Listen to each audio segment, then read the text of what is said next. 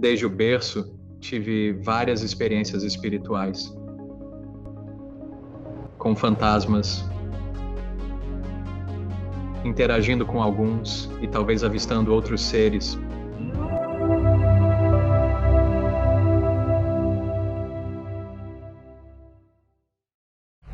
Dando as boas-vindas ao programa. Ishtar, como está? Estou ótimo, Alec. E você? Obrigado por participar do programa. Todos nós temos uma história de vida única, mas a sua é. Sua jornada tem sido interessante, para dizer o mínimo. Começou muito jovem. Então, minha primeira pergunta para você é, Senhor, como era a sua vida antes do seu despertar espiritual? Antes da experiência de quase morte e tudo mais? E sei que não foi muito tempo antes disso, porque éramos muito jovens quando aconteceu. Sim, sim, cerca de 13 anos antes disso acontecer. Foi uma combinação interessante de normalidade do meio-oeste e algo completamente fora do comum. E estavam bem próximos um do outro. E você meio que aceita a vida em que nasceu. E isso era praticamente tudo o que eu conhecia. Então, por exemplo, ao mesmo tempo que parecia, e eu sempre fui muito cético, e agradeço aos meus pais por me criarem com os pés no chão e por me ensinarem a ser um pensador crítico. Mas ao mesmo tempo, desde que eu estava no berço, tive várias experiências espirituais. Eu via fantasmas, parecia interagir com alguns deles, talvez ver outros tipos de seres. Mais importante do que isso, era basicamente que eu meditava de forma natural. E claro, eu não sabia que estava meditando, mas, por exemplo, a maneira como eu costumava dormir, que era muito prazerosa, eu basicamente fazia uma técnica de respiração, respirava, segurava e depois soltava. Enquanto fazia isso, sentia uma linda corrente como mel subindo pela minha coluna. Isso me relaxava completamente e eu enviava essa sensação para diferentes partes do meu corpo. Quando estava pronto para meio que partir, deixava sair pelo topo da cabeça e ia junto. Às vezes lembrava para onde fui na manhã seguinte, outras vezes apenas caía no sono normal. A partir disso, coisas assim aconteciam. Lembro de ter memórias que não deveria ter. Descobri na aula de psicologia avançada no último ano que não deveria lembrar de nada antes dos 2,5 anos. Parece haver uma anomalia aqui. Por quê? Recordo-me de quando me trocavam, escolhendo qual membro da família faria isso, dependendo do humor deles. Às vezes preferia que fosse minha mãe, mas se ela estivesse de mau humor, pensava: ai meu Deus, prepare-se, porque seria um pouco complicado. Tão estranho, coisas assim, pequenas coisas assim, e então você sabe meio que havia um senso de unidade na consciência, e esse senso de unidade estava, mesmo quando eu ralava o joelho e chorava, ou lembro de acessos de raiva, mas havia um espaço profundo e silencioso onde parte da minha consciência parecia ancorada e eu me observava tendo esses acessos. Em outros momentos eu sentia minha consciência neste corpo e também no da minha mãe, irmã, pai, na cômoda, nas cortinas, em tudo no quarto. Ao explorar, era uma experiência bonita e prazerosa. Então, tudo isso ocorreu antes de você completar 13 anos. Ninguém te ensinou ou expôs a isso? É tudo instintivo, vem de você? Sim, não houve seres de luz vindo e dizendo, sussurrando coisas no berço, pelo que me lembro. Mas isso é algo extremamente naturalista. E é claro, nessa fase da vida, não se encara como algo espiritual. Apenas acontece e você segue em frente. Você simplesmente segue o que te dão, porque nessa idade, o que é considerado normal é normal. Certo, exatamente. E então talvez tenha começado a desandar por volta dos 6 ou 7 anos. Durante a reunião de pais e mestres, a professora do jardim de infância mencionou para minha mãe que eu tinha uma personalidade maravilhosa. Isso despertou minha curiosidade e, ao caminharmos para casa, perguntei a ela o que exatamente isso queria dizer. Minha mãe, então, começou a me explicar com detalhes, revelando seu grande interesse pela psicologia. Ela mais tarde fez um mestrado e se tornou terapeuta. Por algum motivo, uma ficha caiu enquanto ela descrevia. Pensei, preciso arranjar uma dessas. Vou chamar isso de uma coisa supostamente divertida que nunca mais farei, mas provavelmente farei. Então, eu não sei. Houve um tempo em que ela me vestia de manhã. Eu era mimado, sendo o caçula da família, então fui tratado como criança por mais tempo. Eu dizia a ela como moldaria minha personalidade para o dia. E eu diria, tipo, hoje vou ter medo disso. E basicamente criava histórias elaboradas. E diariamente eu podia mudar, ajustar, e era incrível. E, eventualmente, após o primeiro ano, que foi difícil, comecei a ficar preso em um e usei essa habilidade como mecanismo de defesa. Disse à minha irmã que sei como me divertir mais na escola. Vou mostrar o que as pessoas querem ver. Assim elas não vão me incomodar. Minha irmã mais velha cuida de mim desde os 7 anos. Ela alertou. Você vai esquecer quem é. Eu respondi. Não, eu sei o que estou fazendo, mana. E então, me recordo que, um ano depois, com 8 anos, tive um problema com meus pais. Eles disseram: Seja você mesmo. Perguntei: O que quer dizer com isso? Saí chateado e então comentei com minha irmã: Mana, você estava certa. Eu nem sei uma coisa da outra. É isso. Sim, exatamente. Eu estava frustrado. Isso é fascinante. Você teve uma vida muito interessante. Agora, a próxima pergunta que vou te fazer é sobre sua experiência de quase morte. Pode me falar um pouco sobre sua experiência de quase morte? Porque já conversei com muitas pessoas que tiveram experiências de quase morte, mas nunca alguém tão jovem como você. Estou realmente curioso sobre a perspectiva de um jovem de 13 anos nessa experiência. Certo. Bem, no meu caso, sou muito grato por ter tido alguma preparação para isso. E essa é uma parte importante da história para contar. Na noite anterior, eu realmente tinha. Na noite anterior, enquanto jogava beisebol, meu braço foi quebrado por uma bola rápida particularmente forte, bem ali. E então eu fiz um raio-x e sabia que estava quebrado. E minha história triste era que eu ia perder metade ou toda a temporada de beisebol ou algo assim. Enquanto conversava com minha mãe antes de dormir, só falamos sobre coisas normais. E, sem pensar, sem filtro, saiu da minha boca: Você vai morrer em breve? Na verdade, isso meio que chocou ela e me chocou um pouco também, o que foi incomum. Minha mãe não era particularmente. Ela é bem imperturbável com essas coisas. Seria algo que a incomodaria. E ela estava com a saúde bem boa. Era meu pai com quem geralmente nos preocupávamos, por causa de muitos sanduíches de mortadela. Como se faz no meio oeste? De qualquer forma, então, ela meio que deixou passar e eu também. E ela disse: Não, eu vou ficar por aqui por um tempo. Eu sempre estarei lá, se você precisar de mim. Eu fiquei tipo, tudo bem. E eu simplesmente fui dormir.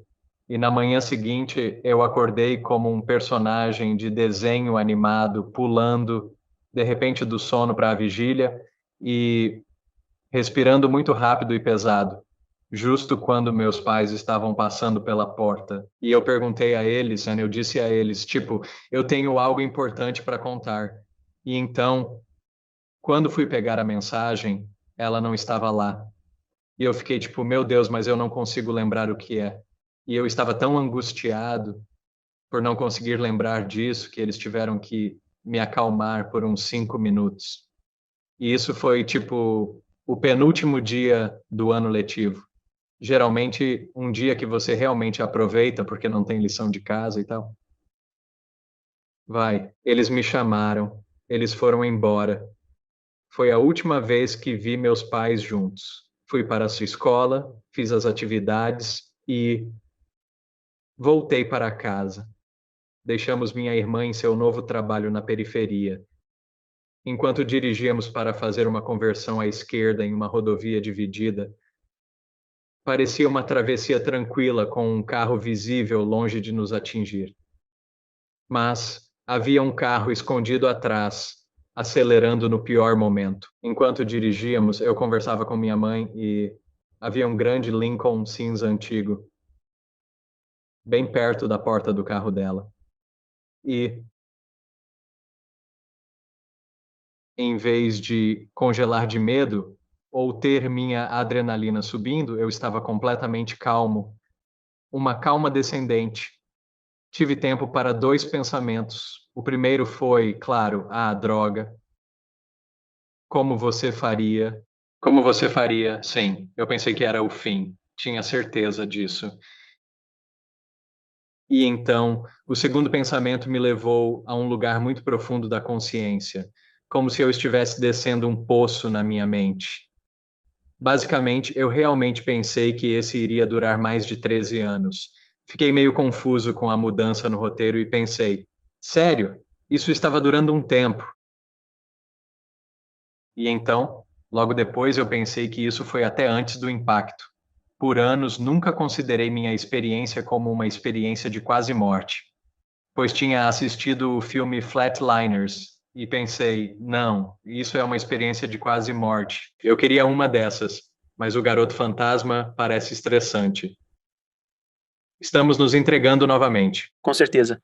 Não faço ideia, nunca vi esse filme. Não entendo do que você está falando, senhor. Eu também não sei do que eu estava falando. Foi um filme incrível. Fantástico na época. Muita coisa ocorreu antes do carro nos atingir. Foi só uma fração de segundo. Não poderia ter sido tão longo. Pareceu uma vida inteira naquele instante. Pois assim que eu pensei que duraria mais de 13 anos, foi uma sensação física intensa. Partes pareciam um orgasmo em sua intensidade. Sim, êxtase. A revisão da vida começou. E algo incrível. Minha vida inteira voltou. Até o nascimento, como uma fita, cada quadro em clareza. O que foi interessante, pois ouvi sobre isso na infância e sempre fiquei curioso se era real. Eu era cético, pensava, como ter tanta experiência? Em tão pouco tempo, cada momento, nesse caso havia a sensação de estar em contato com isso.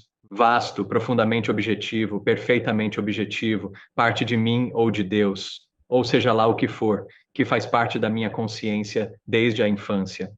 Conforme fui crescendo e desenvolvendo mais ego, nem sempre apreciava sua presença, pois ela surgia e alertava. Sim, isso é uma má ideia. Eu pensava, sim, vou fazer mesmo assim, é isso que farei. Mas dessa vez eu estava completamente feliz em estar em contato com essa coisa, porque passamos por toda a minha vida e todos os lugares onde havia fingimento, ou medo, ou mentira, ou algum lugar onde eu diria hoje em dia que eu estava resistindo à vida, onde eu estava fugindo de Deus, fugindo da consciência, foi completamente visto e perdoado. E parecia como se, fisicamente, parecia que eu estava vivendo com algum tipo de fina, mas extremamente pesada, cobertura sobre mim, mesmo em uma vida relativamente não traumática. E eu realmente tive esse pensamento como parte do processo, tipo, uau, eu só tenho 13 anos e estive em um lugar bom. Como você pode ter toda essa porcaria enquanto isso era tirado de mim e eu me sentia tão bem a cada passo? E então chegamos ao fim. E quando voltamos, na verdade, também, cada cena se tornava mais e mais impregnada, com o que essencialmente parecia uma luz dourada. E, como muitas outras pessoas, eu não estava apenas experimentando. À luz da minha perspectiva individual, eu estava experimentando da perspectiva individual, da perspectiva de outras pessoas e de uma perspectiva cósmica que parecia englobar todas elas simultaneamente. E não havia nenhuma confusão sobre isso. Na verdade, foi a experiência mais clara que eu podia lembrar por muito tempo, se é que alguma vez. Então, quando finalmente chegou ao fim, basicamente, não havia diferença entre aquele reino, ou seja lá o que eu estava experimentando lá, e tudo o que eu estava vendo. Eu me lembro de olhar para o ombro da minha mãe, o painel do carro, o homem no carro Lincoln, o carro dele, o céu. Tudo estava preenchido com essa luz, um tipo de luz que vai além da luz. E eu tive essa realização completa de que tudo, na verdade, era feito de amor o tempo todo. E eu estava mais vivo do que nunca naquele momento, de simplesmente estar feito. Foi lindo. E então? Bom, fomos atingidos forte. Isso tudo ocorreu antes de serem atingidos? Uau! Isso ocorreu 1 segundo ou 2 antes de você ver o carro. Interessante. Nunca ouvi isso em uma experiência de quase morte, onde acontece quase. Sim, sim, exatamente. É por isso que eu nunca categorizei isso como um saber. Na verdade, isso me lembrou de um filme com Warren Beatty, O Céu Pode Esperar, onde um anjo o tira da bicicleta antes de ele ser atropelado. Mas claro, ele não ia ser atropelado. O anjo dele errou, mas me fez lembrar disso. Pensei, queriam que eu ficasse bem para sobreviver ao acidente, pois bati a cabeça com força. Lembro-me. Depois que você foi atingido, não teve mais experiências de quase morte, místicas ou espirituais. Tudo ocorreu antes do acidente? Quero dizer, aconteceu depois que me tiraram do carro. Você também estava inconsciente nesse tempo? Sim. Eu tive uma concussão. Foi uma pancada forte, sem hematoma, o que ainda é estranho. Eu tinha um braço quebrado do dia anterior, mas o único ferimento que piorou foi que eu quebrei o dedo médio desse braço. Então, no verão, eu andei com um gesso que era assim, o que indicava meu humor de várias maneiras. Certo, mas não. Eu recobrei a consciência com o som do cinto de segurança. Ding, ding, ding. E a respiração ofegante da minha mãe e as pessoas usando a serra circular grande para tirar as portas do nosso carro para nos tirar de lá e então me puxando para fora e habilidosamente me colocando na maca com cuidado para lesões na coluna. Fizeram um ótimo trabalho para nós dois, nos levando rapidamente para a ambulância. Enquanto me perguntavam meu nome, eu, confuso devido à concussão, apontei para minha mãe. Na ambulância, experimentei um fenômeno onde imobilizaram meu pescoço. Respondi às perguntas do paramédico enquanto flutuava sobre a cena de forma simultânea. E então, minha mãe chamou meu nome 2 vezes, perguntando. E eu disse: Estou bem, 2 vezes. Na primeira, acho que ela não percebeu, mas na segunda, ela entendeu. E porque depois disso, a respiração dela passou de uma respiração ofegante, acho que realmente lutando para ficar dentro de um corpo quebrado, e então foi para uma calma medida, meio que se soltando. Na ambulância juntos, eu tinha aquela estranha consciência dupla, onde estava no meu corpo, mas também meio que no topo da ambulância. Minha mãe chamou meu nome 2 vezes. Para ambas as chamadas, eu disse: Estou bem. E na segunda, ela registrou. Eu sabia, não só porque a respiração dela mudou, tornando-se calma, como se estivesse se soltando, pois sabia que eu estava bem e que seu último trabalho estava feito para garantir minha segurança. De certa forma, mais do que todas as experiências místicas antes e depois, isso realmente tocou minha alma profundamente. Aquele momento singular de interação. Sempre que enfrentava desafios mais tarde na vida, Eu me lembrava disso e da força de um pai permanecendo em seu corpo moribundo para garantir que seu filho estava bem. Isso me dava a força para superar muitas dificuldades e fazer muitas coisas certas que eram difíceis. Então, isso realmente me tocou. Em termos práticos, mais do que a maioria, eu também senti ela partir. Curiosamente, claro, sempre fui muito cético em relação a isso também, cuidadoso para não enquadrar as coisas de maneiras que talvez não sejam, como elas são. Mas quando ela chamou meu nome, foi como se a voz dela estivesse em mim. Não havia som vindo de um lugar separado, alcançando essa pessoa separada. Havia um verdadeiro senso unitivo na comunicação, até. Eu a senti como se sobrepondo a mim no topo da ambulância. E, quando a respiração dela mudou, eu senti ela de certa forma partir. Quase parecia uma brisa passando por mim de alguma maneira. E na hora, Deus, eu era um garoto de 13 anos com concussão. Eu não estava interpretando aquilo como não vou ver minha mãe viva de novo. Meu corpo, eu pensei, não, vamos chegar à ambulância talvez, e no hospital eles vão nos consertar. A vida vai seguir, talvez, e não ocorreu. De repente, estamos no hospital. Ela está atrás de várias cortinas azuis e o barulho das vozes dos médicos lá tentando salvá-la. Eu estou fora porque acreditam que estou bem. Ainda estou na maca para verificar minha coluna.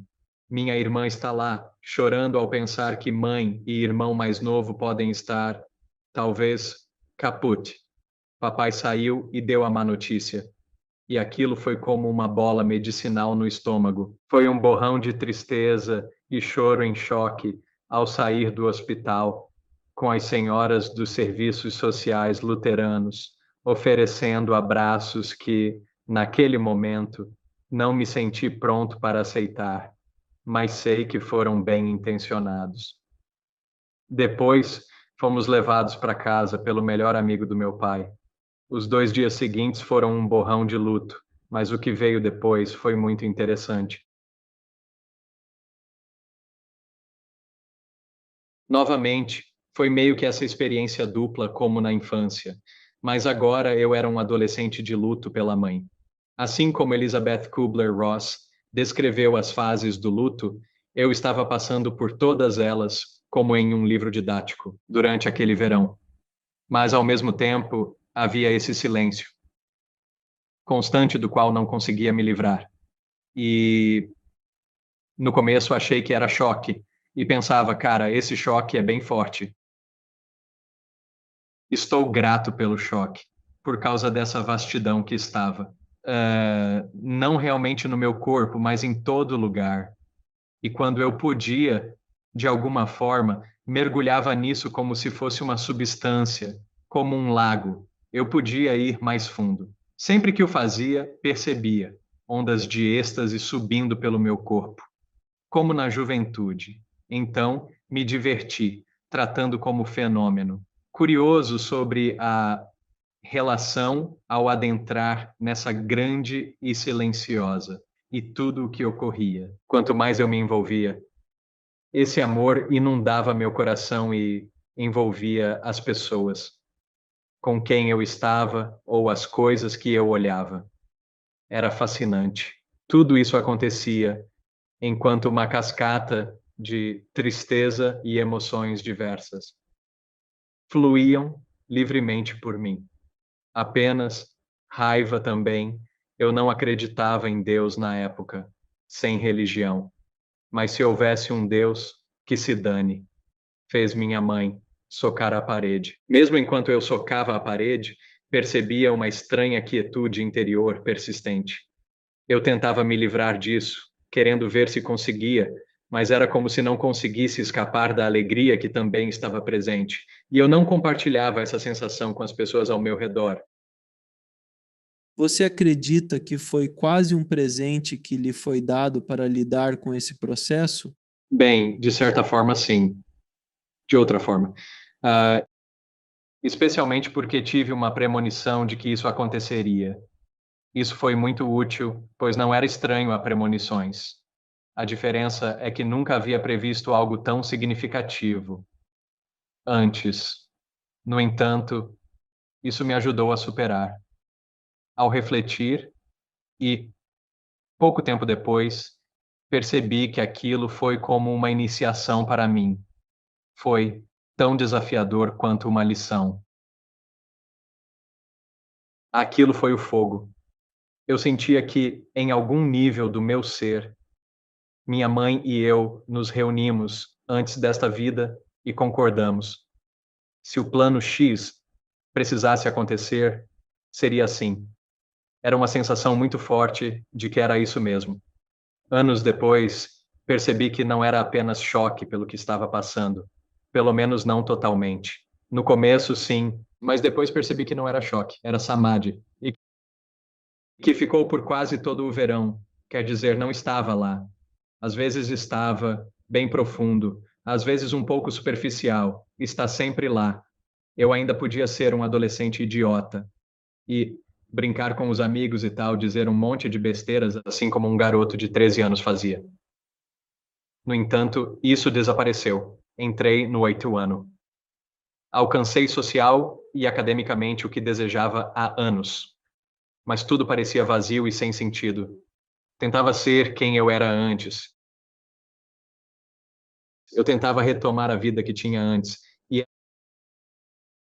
era como tentar calçar sapatos 2 números menores. De certa forma, era doloroso.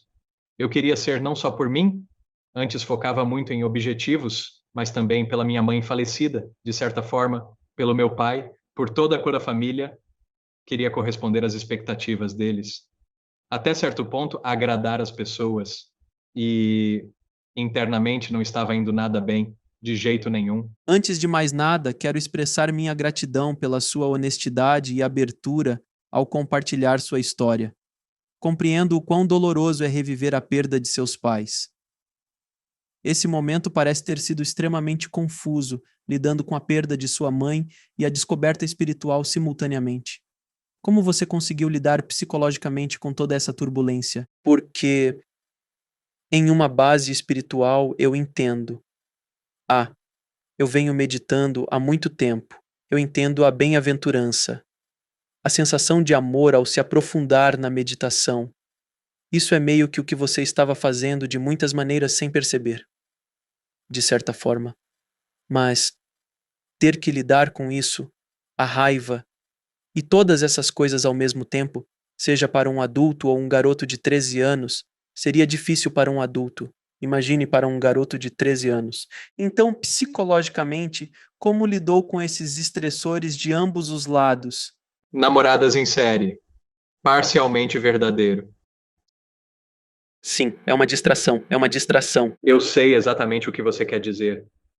Não, quando eu digo isso em essas entrevistas, bem, não exatamente distrações, mas nessas entrevistas, porque tive muitas pessoas adoráveis na minha vida. Da 8ª série até mais ou menos o 2º ano do ensino médio, costumo pedir desculpas de forma geral a todos com quem interagi, de certa maneira. Mas, além disso, foi realmente maravilhoso. Os verões sempre foram bons para mim, pois nos verões eu buscava autodescoberta e transformação ao máximo, que conseguia nesses 3 meses. No verão, após a 8ª série, inicialmente eu tentava voltar para o que quer que fosse aquilo pós-acidente de carro, e minha mente de escorpião concluiu que, deve ter sido a proximidade com a morte. Então precisamos te assustar, amigo. Pular de um avião? Sim. Bem, carros, em velocidades muito lentas, de pessoas um pouco mais velhas, mas não adultos.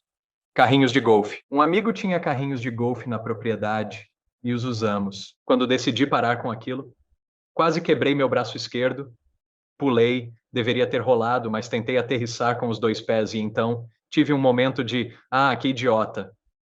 Parei porque pensei que meu pai ficaria muito chateado se eu me machucasse pulando de um carrinho de golfe em busca de uma experiência quase fatal. Você tentava reviver uma experiência de quase morte, associando espiritualidade a esse momento transcendental. Sim, ou algo assim, quer dizer, nem estava chamando de EQM. Mas então eu entrei, graças a Deus, fui a essa livraria metafísica com minha irmã, porque eu não tinha interesse em tais histórias, pois tudo o que eu via era o exterior. Eu via incenso e coisas estranhas e brilhantes como sinos de vento. E isso não era minha vibe.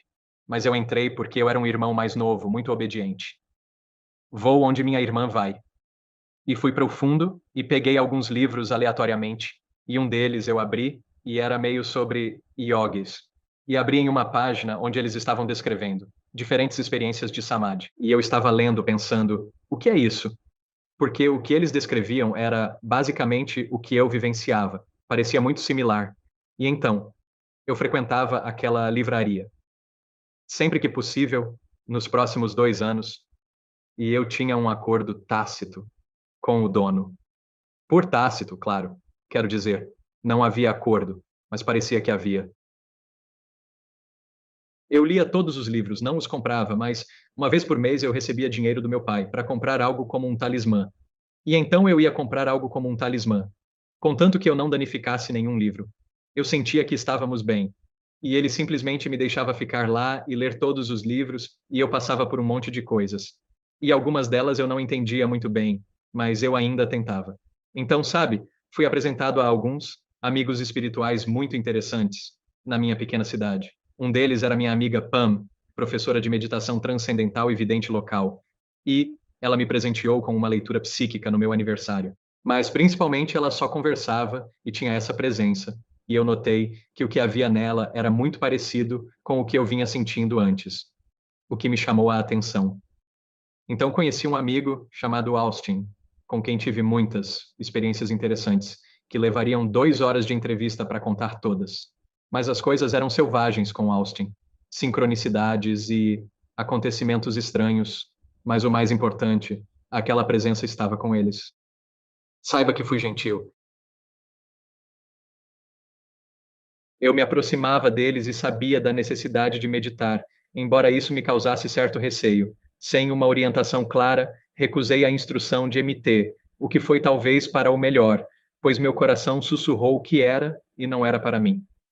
Essa vida resume o que ele disse. É tipo, tá bom, não farei isso. E então, eventualmente, após 3, 4 anos no ensino médio, comecei a meditar regularmente. Abri aquela caixa, que para mim era como a caixa de Pandora. Havia esse desejo profundo em mim que não conseguia expressar em palavras. Às vezes, chamava de monge louco, por falta de um termo melhor. Sentia que se abrisse aquela caixa, não haveria volta. Tinha a sensação de que, se me permitisse, deixasse, essa coisa dentro de mim emergir, sendo quem eu era, eu teria que levá-la até o fim. Caso contrário, não valeria a pena. Então, de certa forma, tentei não abrir, mas ter o melhor dos dois mundos, até certo ponto. E então, em um momento, eu simplesmente pensei: não, temos que mergulhar, temos que fazer isso. Eu fiz e comecei a meditar 6 horas por dia com técnicas que aprendi em um livro e técnicas que aprendi com pessoas que passaram pela cidade. Nem sempre as melhores técnicas. Eu tomava banhos frios às 3 da manhã. Acordava e fazia 3 horas de meditação, yoga e qigong e repetia à noite. Assim, estava totalmente imerso. Era necessário. Vocês estavam Sim, todos. eu estava imerso. Era essencial. Sim. De alguma forma, acontece com muitas pessoas. Autobiografia de um yogi. Vejo que você tem uma cópia ali. Esse livro entrou na minha vida. Acho que foi meu cunhado, meu futuro cunhado, que trouxe, se me lembro bem. E eu devorei aquilo. Ler aquele livro pela primeira vez foi como estar em satsang com um grande ser que vivia no meu coração. E lendo as páginas, era como se houvesse esse lindo amor fluindo pelo meu corpo e saindo do meu coração. Lembro de chegar a um ponto no livro onde Yogananda prometeu: quem orar a Babaji, isso é uma bênção. Você vai ouvir. Tudo bem, Yogananda, você não sabia que eu ia ler isso porque eu estou pedindo. Estou pedindo muito. Babaji está bem atrás. Recordo-me de ter feito uma oração certa noite. Sempre fui cético em relação a isso, mas na minha meditação mais profunda, naquela sessão específica, disse tudo bem e enviei essa oração do meu coração para Babaji. Logo depois que mencionei isso, veio uma sensação como se fosse uma bola Bola prazerosa. descendo pela minha coroa. Aconteceu. Foi tão prazeroso, desceu pela parte de trás da minha cabeça, pela coluna, e entrou no meu coração. Havia uma característica auditiva. Nisso, como prestar atenção a essa frequência? Eu basicamente pedi a ele ajuda para encontrar meu caminho em uma escola de Kriya Yoga. Mas ao receber o folheto da comunidade Ananda, minha mente alertou sobre um escândalo sexual, e eu estava certo. Minha avó gostou desse por causa dos dentes bons, e eu estava apenas. Tem algo errado no reino da Dinamarca aqui. Eu estava enviando para diferentes mosteiros na época, e qualquer coisa que eu recebia não tinha uma certa música. Eu sabia que não era meu lar espiritual. Por isso, rezei para Babaji, pois não conseguia fazer isso sozinho. Alguns dias depois, voltando para casa, vi meu futuro cunhado com minha irmã. Ele disse: Ei, uma das aulas de escalada foi cancelada. Tem uma em Minneapolis neste fim de semana. Você quer? Sabe? Voltando para casa, ele disse isso e aquela mesma frequência da outra noite crescia. Na minha cabeça, me vi dizendo sim. Foi estranho, pois eu era conhecido por dizer não a tudo que atrapalhasse minha meditação, simplesmente dizia não. Então, dizer sim naquele momento foi exagerado. É fascinante. Sua história é tão fascinante, amigo, porque você está explicando como um jovem de 13 anos, ou até mais novo, passa por uma experiência importante e detalha isso. Você busca reviver esse sentimento, pois, aos 13 anos, você está sozinho, sem guia, sem guru, sem ninguém e pensa: devo pegar um carrinho de golfe e tentar morrer de novo? Talvez. Literalmente. Isso é engraçado e assustador ao mesmo tempo. No entanto, você acabou encontrando seu caminho para um ashram, onde ficou por vários anos. Como era a vida lá dentro e a rotina de monge que você começou a seguir? Durante a maior parte dos meus 6 anos e meio, com este ashram em nossos centros satélites, por 5 anos e meio, foi meu pequeno Shangri-La, essencialmente. Embora pudesse ser selvagem. E eu não estou sem críticas para grupos assim, mas estava longe de ser um culto ruim. Eu costumava chamá-lo de meu culto benigno, mesmo quando eu estava nele. E as pessoas diziam sim, acho que isso é preciso. Essa é uma designação precisa. Mas eu adorava. Eu pensava, sim, estou em um culto benigno. Eu entendi. Foi mágico. Só de chegar à porta do lugar, depois de uma noite em um ônibus Greyhound de Seattle até a costa do Oregon, sendo pego. É engraçado como me pegaram. Eles estavam pegando andaimes. Eu acabei. Enfiado nos andaimes na traseira dessa van, e eu adorei. É assim que se chega a um mosteiro. Deve haver dificuldade. Planejava dormir na floresta ao lado do prédio até ser admitido. Pensei, é o que farão. Mostrar comprometimento era essencial. Essa era a minha mentalidade. Nada de dificuldade para minha decepção. Mas me colocaram nos andaimes. Então acho que é isso. Mas foi mágico. Era ter a sensação de que eu encontraria pessoas e minha coluna inteira se iluminaria e haveria uma eletricidade na minha coluna quando eu encontrasse. A maioria das pessoas que conheci, lindas. E eu não era tão empolgado, por isso considerei mais significativo. Eu era muito cética ao conhecê-los, mas, meu Deus, era como ser radiografado, principalmente uma das professoras, com sua presença poderosa. E eu me lembro, eu estava bastante assustado, de um jeito bom para mim, aquele bom assustado, mas ainda assim meio que sentindo que essa mulher está em mim, de dentro para fora. Isso não é invasivo. Já fui atacado psiquicamente antes, e foi horrível. Mas senti que essa mulher, de certa forma, me conhecia mais do que eu mesmo. E isso era intimidante. De alguma forma, consegui passar pela minha entrevista na cadeira quente. Eu não sei como consegui. E fiquei por perto. 3 meses se passaram e eu me sentia o menos capaz no grupo de meditação. Pensava, meu Deus, não tenho a mesma paz interior que todos ao meu redor. Talvez fosse melhor desistir e voltar à vida normal em Wisconsin. Fui ao casamento da minha irmã, que foi em casa. Lá, pude sentir o silêncio que realmente se acumulou com minha prática. Eu me sentia tranquilo em comparação ao meu ambiente. Tanta magia e sincronicidade estavam acontecendo. Quando voltei, estava mais confortável. E é pura magia. Outra coisa mágica foi um ano antes.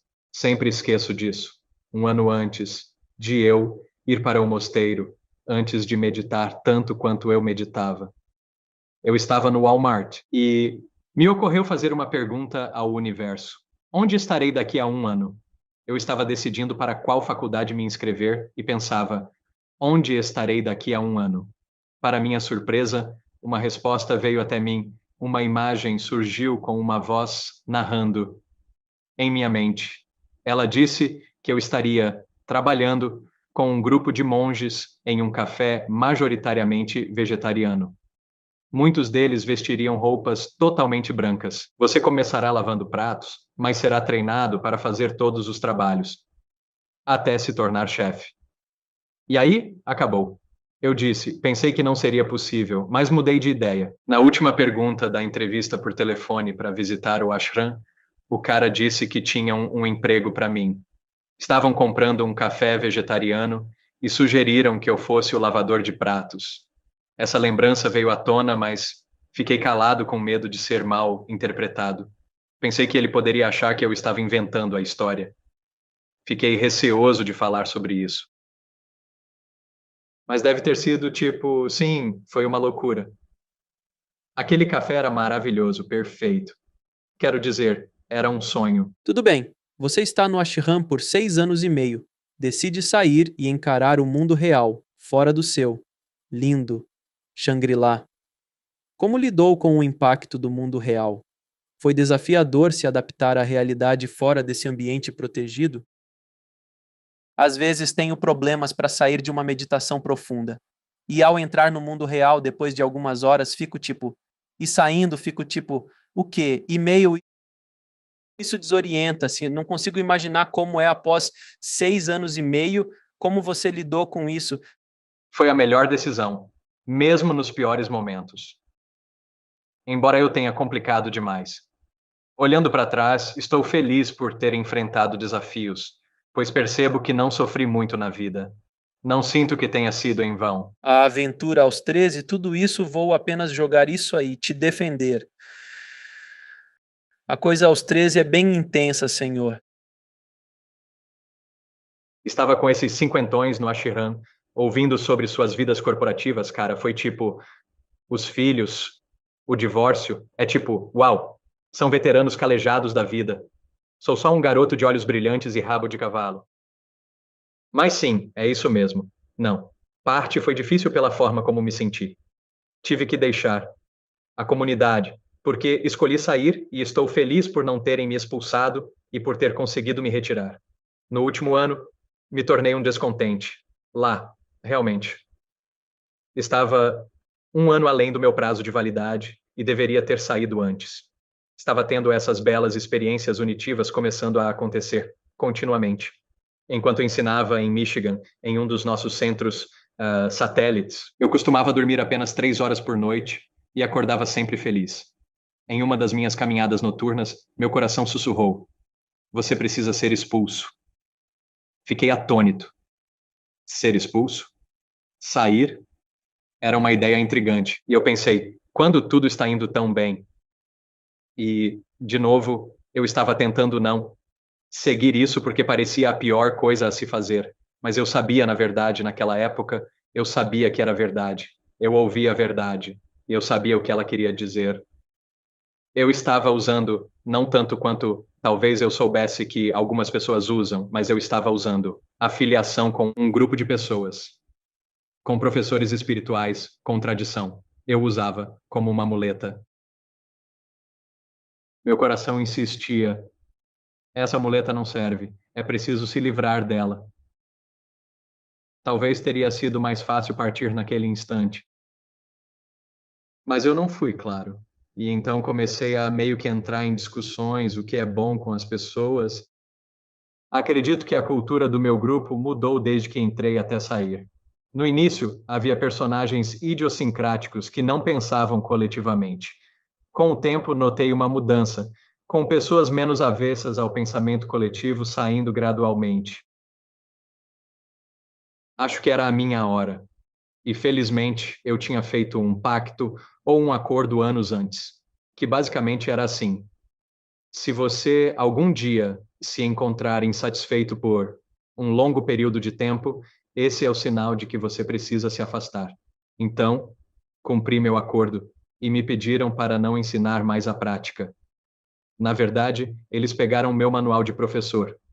Eles não me pediram exatamente para não ensinar, mas isso é outra história. E isso foi meio que um golpe. E rapidamente tive essa sensação de ser.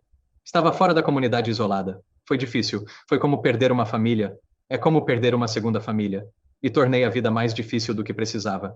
Se não estivesse me punindo, teria sido mais fácil. Dito isso, cara, foi difícil ir para Portland, Oregon, uma cidade ótima, eu adoro. E foi minha casa por muitos anos depois. Mas foi estranho, e eu precisava fazer isso, mas eu ficava em multidões e todo mundo estava pensando o tempo todo.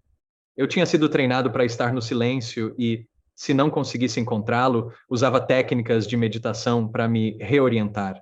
Era intenso e eu estava meio que andando por aí. Eu ficava pensando, mas o que está acontecendo? É diferente quando você está em comunidade e está meio que semi-recluso. Eu dava aulas e as pessoas vinham para as aulas de meditação. Elas se autoselecionavam para ter um pouco dessa orientação. Mas passar tempo com pessoas de orientação de vida diferente era meio que. E uma das coisas que sentia falta era que nosso ashram tinha essa cultura de expressão muito livre. Você tinha a liberdade de dizer o que queria sem machucar os sentimentos de ninguém. Era maravilhoso poder expressar seus sentimentos sem receio de ser interpretado de forma pessoal. Todos tinham espaço para se expressar, e isso era algo realmente bonito. Geralmente havia apoio mútuo quando alguém precisava. Eu apreciava muito essa dinâmica, mas infelizmente não encontrei essa sorte no cantinho de Portland onde me vi. É fascinante também, pois vi monges que saem para ensinar após deixarem seu ashram ou mosteiro, enfrentando um choque cultural por terem estado dentro das paredes por muito tempo. Além disso, surge o desafio de sair e como fazê-lo, evitando ser visto como descontente ou mal-humorado.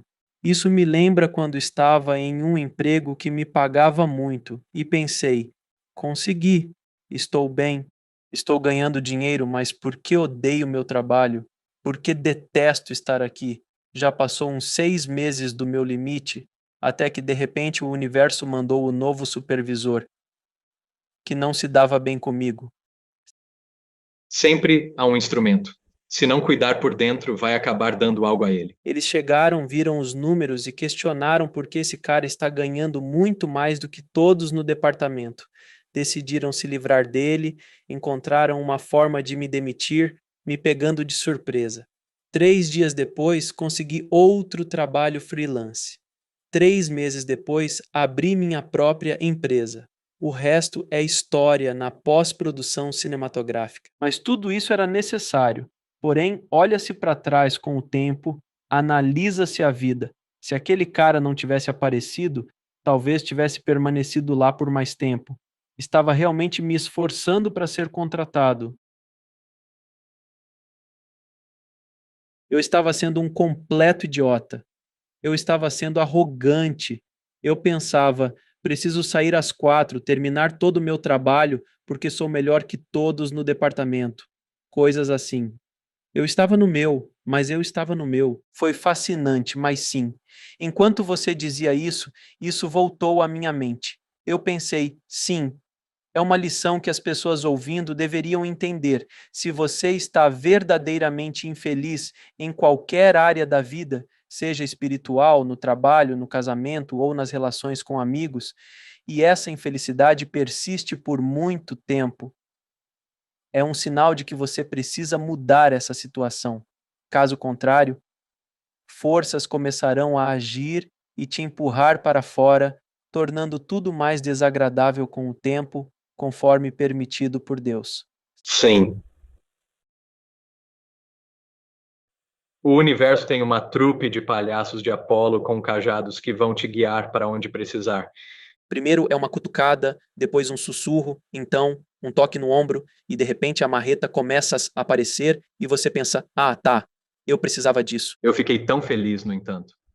A única coisa que estava me incomodando sobre mim mesmo, na verdade, nos meus tempos monásticos, era uma das tendências cultistas de qualquer grupo que é essa dinâmica de dentro e fora, certo? Esse tipo de insularidade intensa. Sempre que me via nesse espaço, ou falando a partir influenciado por esse tipo de. Embora Deus seja um pouco mais neste grupo monástico, neste ensinamento espiritual ou nesta prática do que lá fora, eu me sentia realmente desconfortável. Eu queria tomar um banho com Scott Bright e tirar isso. É como talvez Eka. Isso está lá. Mas não consegui me livrar bem. Foi interessante. Raízes bem profundas. O mecanismo para me livrar disso era eu sair, ir para a universidade, estar no mundo e ser. Eu acho muitas das coisas que eu tinha julgado. E ir e ser esse idiota eu mesmo. E por isso sou tão grato, porque resolveu. Acho que precisava do muro de tijolos naquele momento. Estava com dificuldade em aprender de forma mais elegante. Como nós fazemos. Sim. E é Deus engraçado o suficiente. Não é como se não era um bebedor, não estava realmente usando drogas, não estava tendo relacionamentos ruins ou algo assim. Era apenas como não ser eu mesmo. Eu decidi propositalmente silenciar e não deixar o Espírito Santo fluir. E isso foi dor. Isso foi doloroso. Então estou grato por isso. Então parece-me, pela nossa conversa, que a vida reserva coisas para você, e certos eventos são necessários para te empurrar nessa direção. Não parece que você está seguindo suavemente. Seja aos 13 anos ou em outras situações, tenho certeza de que houve experiências que te empurraram ao longo do caminho. Todos passamos por algo assim, mas as suas são bem extremas, para dizer o mínimo. Bem, Alex, Sim, para mim, foi uma mistura dos dois. Em algumas coisas eu era um prodígio, em outras, burro como uma porta. você é muito mais avançado espiritualmente, em uma idade tão jovem ou com experiências místicas. Você entende a meditação e tem o que muitos buscam. No entanto, quando se trata das coisas simples que descobrimos, você simplesmente diz não. Eu não sigo por esse caminho. Todos nós temos algo. Sim, né? Mas isso me tornou um professor muito melhor. Quando voltei a ensinar e realmente ia honrar, eu tinha até deferência. Mesmo sendo crítico de certos aspectos da organização, eu era muito respeitoso. Eu era muito grato por tudo que me foi dado. Então, eu não ia ensinar de novo se isso fizesse parte do acordo. Mas quando finalmente retomei, eu estava muito melhor do que antes. Você encontrou seu caminho. Sim, e foram anos mágicos que, quando eu voltei a isso, foi perfeito. Deixe-me perguntar: por que é tão difícil encontrar nosso propósito? Todos nós temos. Levei quase 40 anos para descobrir meu verdadeiro propósito, que é o que estou fazendo agora, mas peguei muitas ferramentas ao longo do caminho, fazendo outras coisas que beneficiam uma parte de mim que não conseguiria sem elas. Então é como se fosse um plano incrível do qual eu não tinha ideia, enquanto passava por ele. Mas algumas pessoas não encontram isso em toda uma vida, não descobrem o que as faz felizes. Acho que é Robin Sharma, o autor, que menciona isso. A maioria das pessoas morre aos 20 e é enterrada aos 80. E eu pensei, nossa, isso é tão poderoso, pois seguem um caminho que não deveriam. Por que acha que temos tantas dificuldades em encontrar nosso propósito? Bem, não somos exatamente ajudados quando morremos. Na verdade, o falecido historiador alternativo John Anthony West. Concordo com sua avaliação da chamada civilização, em que vivemos, barbarismo brilhante, ele chamava. E não somos exatamente ajudados. Somos meio que ensinados a ir em todas as outras direções, menos de volta à nossa origem, a menos que sejamos incrivelmente sortudos. Certo? Há tanta pressão e impulso. A outra direção é o materialismo. Parte disso, sim, é materialismo, e algumas dessas coisas são úteis no sentido prático, mas não somos exatamente, como diria Maharishi Mahesh Yogi, ensinados o ABC e 1, 2, 3, mas não somos ensinados a voltar à fonte deles. E é exatamente isso. Se voltarmos à fonte, se explorarmos camadas mais profundas da consciência, devo definir o que quero dizer, mas se começarmos a experimentar estar totalmente em paz, nesse estado de experiência máxima em que a preocupação com o futuro, o arrependimento pelo passado some e começamos a cultivar isso. Então, muito do miasma de autocrítica temos tanto acontecendo em nossa mente que não é útil. Muitos desses hábitos começam a desaparecer, e quando desaparecem, temos uma clareza mais profunda. Com essa clareza mais profunda, começamos a ouvir realmente essas, às vezes. Algumas das partes mais bonitas de nós foram enterradas na infância, muito antes dos 20, antes dos 4 anos, certo? À medida que começamos a desestressar de verdade, a maioria de nós, meio que sem perceber, fica mais fácil ouvir o que nossa alma ou coração tentam dizer ou o que está escondido na parte sombria da psique.